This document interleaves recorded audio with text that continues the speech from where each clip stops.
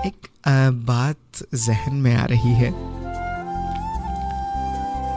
एक सवाल अक्सर किया भी जाता है या बताया भी जाता है। यह हिस्सा है हमारे मोहब्बत की कहानी का कि प्यार इम्तिहान लेता है। कैसे कैसे इम्तिहान लेता है। चलिए आज आपसे पूछता हूं, कैसे कैसे इम्तिहान लेता है।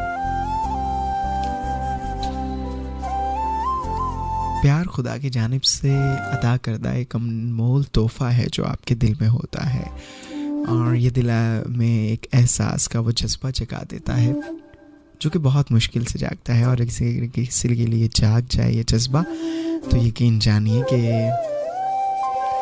ये जज्बा वक्त के साथ साथ बढ़ता चला जाता है। यकीन जानिए इंसान को ये भी मालूम होता है कि इसमें उसे बहुत सारी मुश्किलात का सामना भी रहेगा, बहुत कुछ उसे झेलने को भी मिलेगा, बहुत सारी बातें सुनने को मिलेंगी जो कि वो नहीं सुनना चाहेगा, लेकिन फिर भी वो इंसान इसकी जानिब आता है और वो अपने पूरे जोश जज्बे के साथ इस मोहब्बत के जज्बे को मुकम्मल करने की पूरी कोशिश करता है। लेकिन उसको बहुत सारी परेशानियां भी होती हैं। कुछ दिन पहले एक प्रोग्राम में एक साहब को सुन रहा था जो कहते हैं कि एक तरफा मोहब्बत का एक अपना मज़ा है जो कि दो लोग मोहब्बत करते हैं आपस में वो नहीं ले सकते। इसमें आपको ये मालूम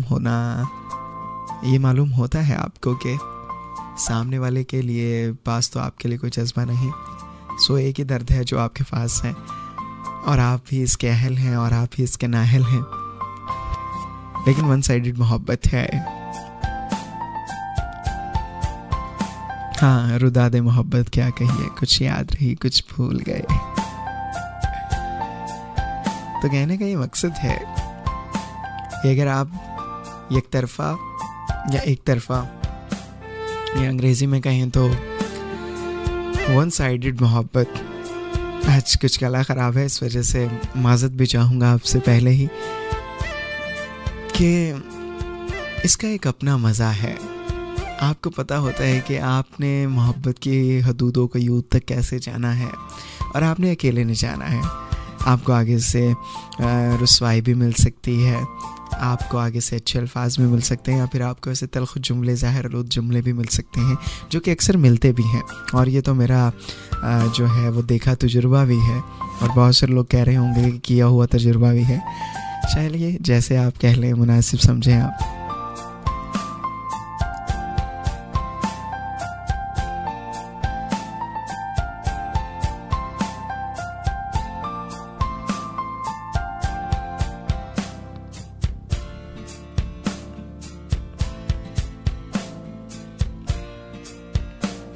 लेकिन ये एक जज्बा है। अब इस जज्बे को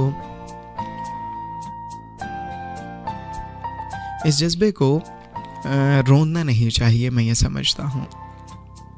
क्योंकि अगर आप किसी से मोहब्बत करते हैं तो ये ज़रूरी नहीं कि वो आपसे मोहब्बत करें, या आप अपनी मोहब्बत को किसी दूसरे पर मुसल्लत नहीं कर सकते, क्योंकि आपने मोहब्बत अपनी मर्ज़ी से की, अपनी चाहत से की। और आपको किसी ने ही नहीं कहा था कि आप मोहब्बत कीजिए। अगर अब आपने मोहब्बत कर ली है तो आप इसको पाकीज़गी के साथ आगे बढ़ाइए। और हाँ, बहुत सारे लोग ऐसा भी करते हैं कि अगर आपसे कोई मोहब्बत करता है तो उसकी मोहब्बत का गलत फ़ायदा भी उठाने की कोशिश की जाती है। वो कहते हैं कि प्यार और जंग में सब कुछ जायज़ है, तो इसमें आप ये ज़रूर देखिएगा कि आपकी मोहब्बत पाकीज़गी में रहे। आपकी मोहब्बत आपको उन राहों पर ना ले जाए जो कि मोहब्बत की हदूदों का यूद को पार करने के बाद आपको एक ऐसे गुनाह की जानिब ले जाए जिसके बाद शायद आप खुद को भी ना माफ़ कर पाएं।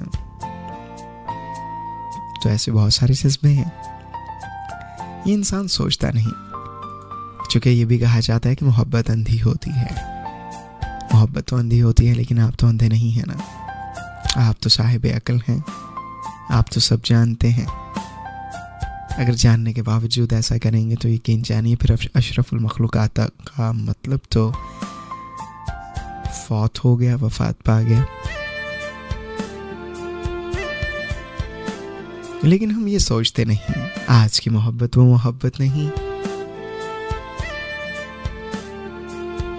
खलीलुर रहमान साहब बहुत प्यारे लिखारी हैं, बहुत कमाल लिखते हैं। मेरा नाम यूसुफ है, प्यारे अफजल, लाल, इश्क और ऐसे और बहुत सारे ड्रामा उन्होंने लिखे जो कि एक पैगाम देते हैं, मोहब्बत का पैगाम देते हैं।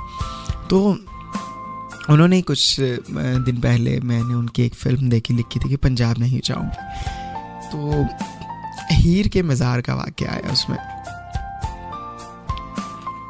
हीर के मज़ार पर एक जाने के लिए काशिक को कहा जाता है एक मलंग की जानिब से। तो वो कहता है कि जी कल तो मैंने कहीं और जाना है।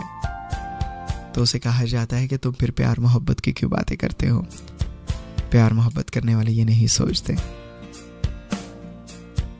तो प्यार मोहब्बत एक ऐसा जज्बा है जो कि इंसान और उसके बाद खुदा से जोड़ देता है।